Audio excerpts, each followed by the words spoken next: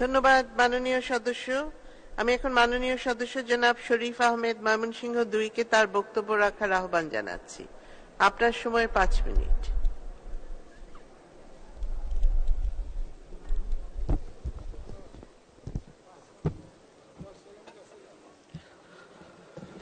সময় শুরু করেন। বিসমিল্লাহির রহমানির রহিম। মাননীয় স্পিকার, আপনাকে ধন্যবাদ।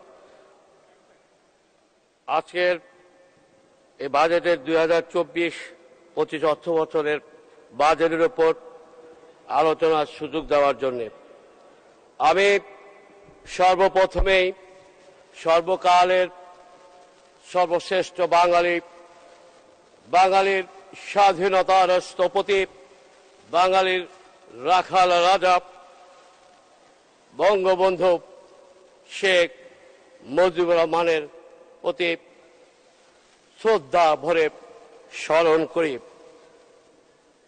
1975-এর 15ই আগস্ট জাতির পিতার সহধর্মিণী শেখ ফজিলুন্নেছা সহ শেখ কামাল, শেখ জামাল, শেখ রাসেল সহ জাতির পিতার অন্যান্য সকল সদস্যদেরকে স্মরণ করি শ্রদ্ধা ভরে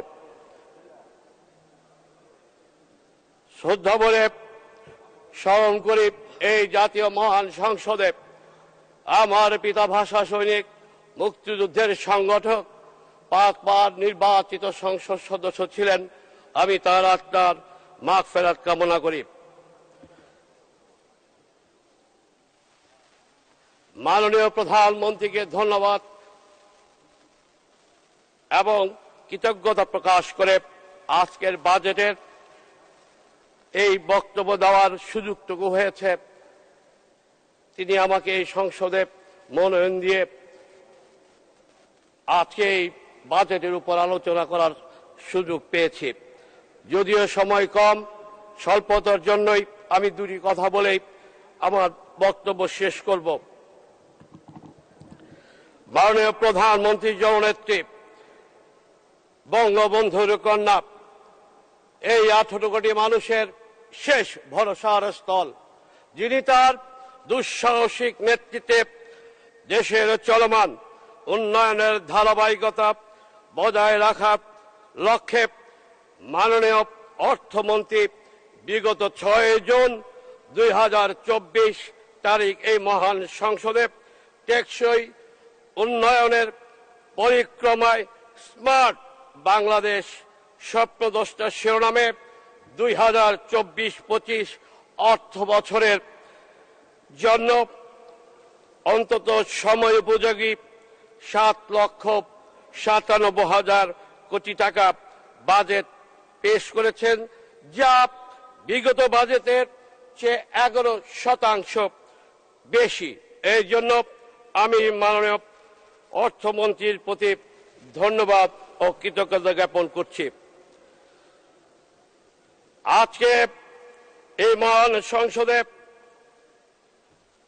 2024-25 এর বাজেটে রাজস্ব আয়ের লক্ষ্যমাত্রা ধরা হয়েছে 5,41,000 টাকা।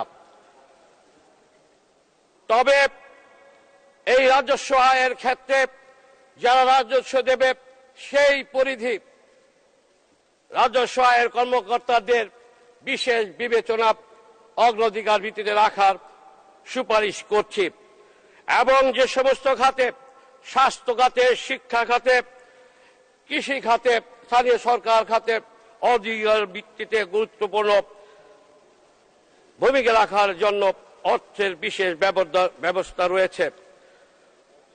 মাননীয় স্পিকার, বঙ্গবন্ধুর সুযোগ্য তনয়া, জাতির পিতার কন্যা, তার এই সম্মান স্থানটুকু এই বাংলাদেশের অন্যান্য নেতৃবৃন্দের চেয়ে উনার যে সম্মানজনক স্থানে রয়েছেন, তারই সফল নেতৃত্বে আজকে পদ্মা সেতুর মতো বৃহৎ প্রকল্প, বিশ্ব ব্যাংকের মতো আর্থিক প্রতিষ্ঠান যেখানে মুখ ফিরিয়ে নিয়েছে, তিনি তার দুঃসাহসিক নেতৃত্বে পদ্মা সেতু নির্মাণের মাধ্যমে আজকে সারা বিশ্বের কাছে পদ্মা সেতু তার সফল নেতৃত্বের সাক্ষ্য বহন করছে। তেমনি ভাবে এলিভেটেড এক্সপ্রেসওয়ে, বঙ্গবন্ধু স্যাটেলাইট, ঘরে ঘরে বিদ্যুতায়ন। 3 মিনিট মাননীয় সদস্য, 3 মিনিট। ধন্যবাদ মাননীয় স্পিকার। শত বছরের মেঠোপথকে আজকে জননেত্রী শেখ হাসিনার নেতৃত্বে প্রত্যন্ত অঞ্চলে পাকাকরণ রাস্তা আজকে দৃশ্যমান বাস্তবায়িত হয়েছে। তেমনি ভাবে আপনারা জানেন, তেমনি ভাবে আজকে কোভিড-19, জি অবশ্যই, কোভিড-19 বৈশ্বিক মহামারীতে যেমনি ভাবে মাননীয় প্রধানমন্ত্রী তার তার অভিজ্ঞতা এবং নেতৃত্বের গুণাবলী দিয়ে এই 18 কোটি মানুষকে বিনামূল্যে ভ্যাকসিন দিয়ে তিনি সফলতার সাথে এই বাঙালি জাতিকে সেদিন এই মহামারী থেকে রক্ষা করতে সক্ষমতা অর্জন করেছিলেন।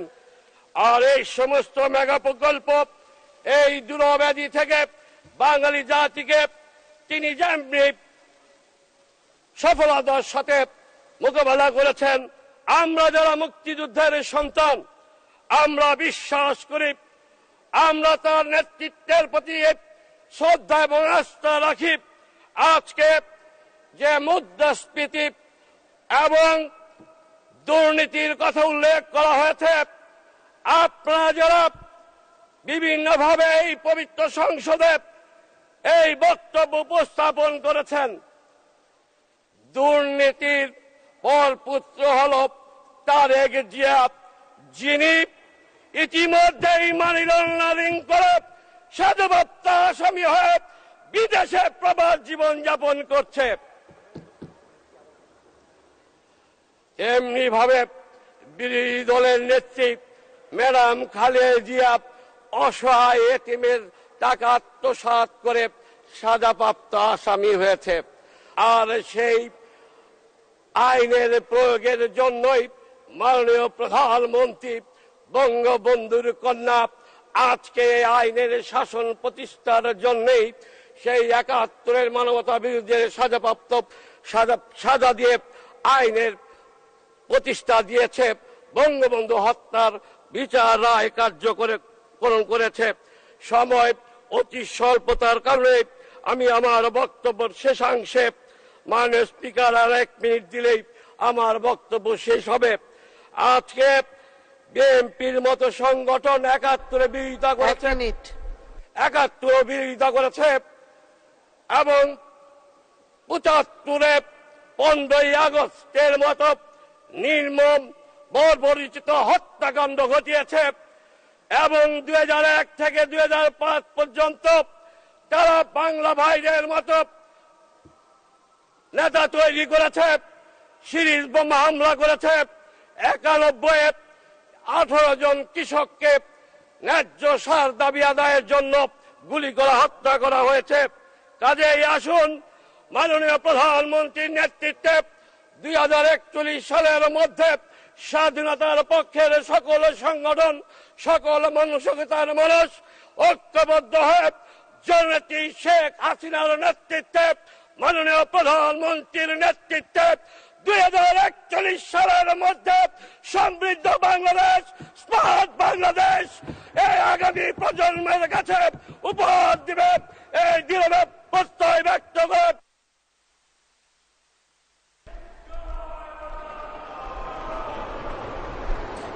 ধন্যবাদ মাননীয় সদস্য। মাননীয় সদস্যবৃন্দ, মাগরিবের নামাজের জন্য সংসদের বৈঠক 20 মিনিটের বিরতি।